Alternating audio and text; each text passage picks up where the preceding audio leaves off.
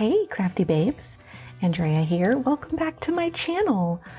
I'm going to share a December daily page. I'm not technically doing December daily. I'm doing something that I did last year, which is called 25 December Faves.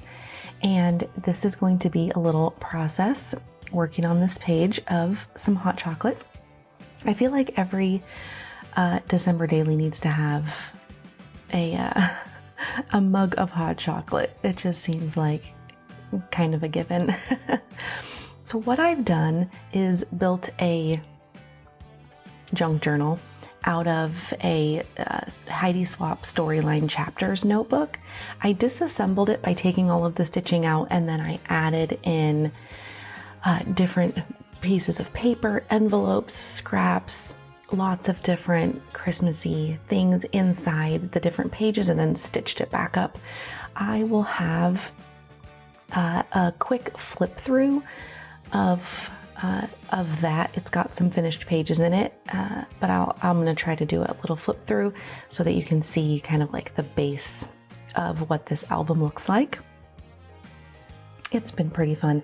I will tell you though, it is difficult to manage when the pages in the book are very thick and the pages are coming up on each side, so I'm having to use a lot of binder clips to keep things flat, which is fine. I'm working around that, but just it's not something I planned for mentally to have to be dealing with, but it's fun. So I've pulled out an art start from Retro Hip magazine issue number 15.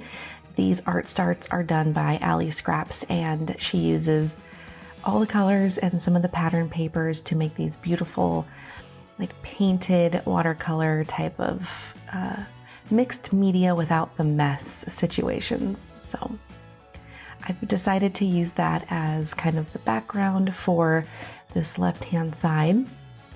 And then I'm picking, I've decided on that 3x4 card that says details, and just trying to see if I want to include any of these Felicity Jane pockets or not. See, I've already got a pocket. That little red polka dot is a pocket, and I've got a couple of crepe paper tickets inside of there that I just want to have poking out, and then I want to kind of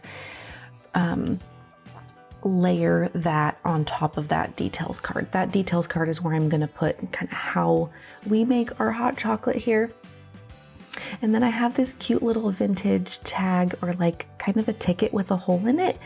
It says free hot cup of cocoa or cup of hot cocoa. So I definitely want to try to use that. The colors are perfect. I am going to cover up the blue cup because I feel like that's going to clash a bit. And I'm just kind of laying out, I kind of want that page to go from the bottom left corner to the top right corner, just as a flow. And so I definitely want to use a tab, and I'm thinking about that love cluster stamp from Illustrated Faith. And then just looking through my Christmas stamps to see if there's any other like elements that I want to stamp and use as embellishments. And right now I'm kind of not at that point yet, so I'm just looking for some extra texture, some extra things I might add. I love that felty polka dot heart, and I try it out in a couple of different places because obviously it brings that glassine bag, the same pattern. So we'll see. So I stapled the two together so that they sit, kind of on top of each other a bit. And then I put a strip of double-sided tape behind just so that they don't slip around in the bag and that they're always going to stick out in the same amount. And then I just want them to sit kind of right underneath the details. I've started using double-sided tape much more than glue sticks lately, especially because so many of my projects sit outside of pockets these days. It is a little bit more time consuming, but I definitely feel like it just stays a little bit better.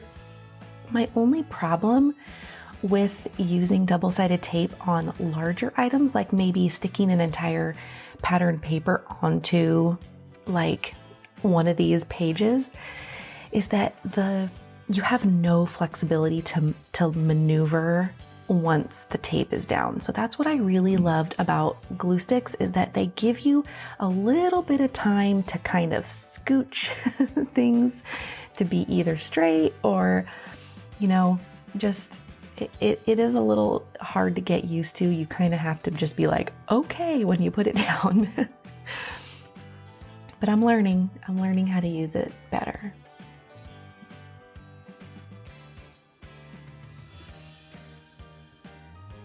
Okay, so back over to this other side, I'm definitely trying to figure out how I want to make a cluster over here on top of this photo. Or on top of the doily, actually, that's in the corner there. I kind of want to have just like a tab in this and this cocoa ticket and some sort of other embellishment, but I'm trying to not do too much black and white plaid right there, because there's already plaid in the art start.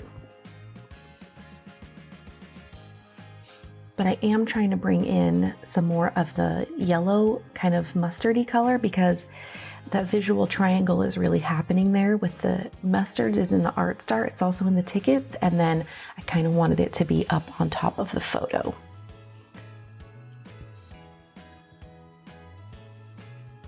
So I think I've got spacing figured out here, but I'm gonna try to stamp. I've got this vintage to-do list stamp, and I wanted to kind of stamp it there so it stuck off of the edge. There's so many things underneath it that it didn't get.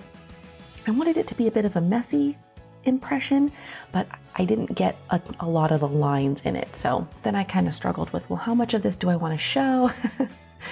But we're committing now. We've got the tape on, so it's going to show just a smidge, which is good, which is fine.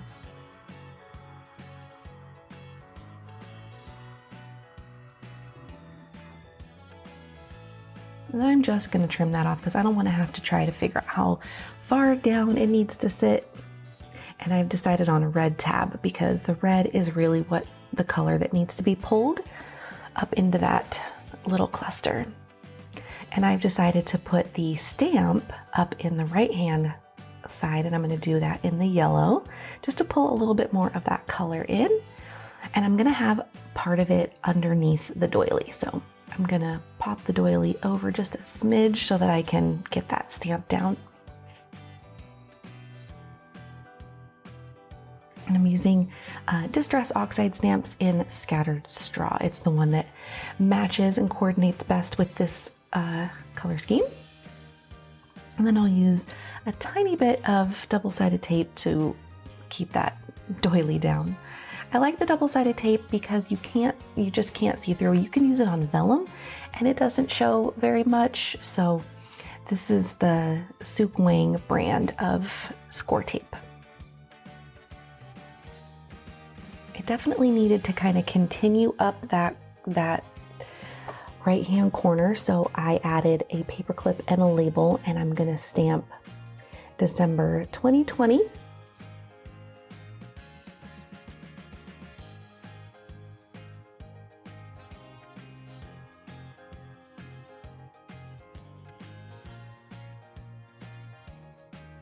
I love the mini wide because they have a short stature, and so you can even flip them and have the shorter side facing the front instead of the longer side, and that just helps if you're paper clipping something tiny. It doesn't feel too overwhelming.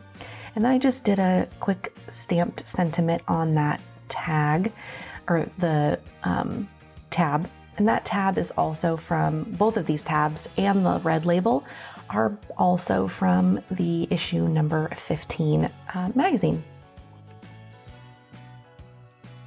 And here I'm just writing not how we make it, but the ingredients. So we love to use vanilla almond milk instead of water. And then we also like to add a splash of vanilla creamer, just like you would use in coffee. And it's a fun story. When Gibson was young, my mom was making herself some coffee in the morning one time when we were over there And then she had made him a cup of hot cocoa, and they were sitting next to each other, and she said, "Hey, would you please pour some creamer into my coffee?" And he poured it into his hot chocolate instead, and that's kind of how it was born. So now you'll see a couple of detailed shots, and we are finished with this page. I really appreciate you guys loving on all of my Instagram photos. If you are not following me on Instagram, head on over to retrohipmama, and where I'm posting Christmas and December and all kinds of fun things over there. That's where you can find me. Thanks so much for watching. We'll see you next time.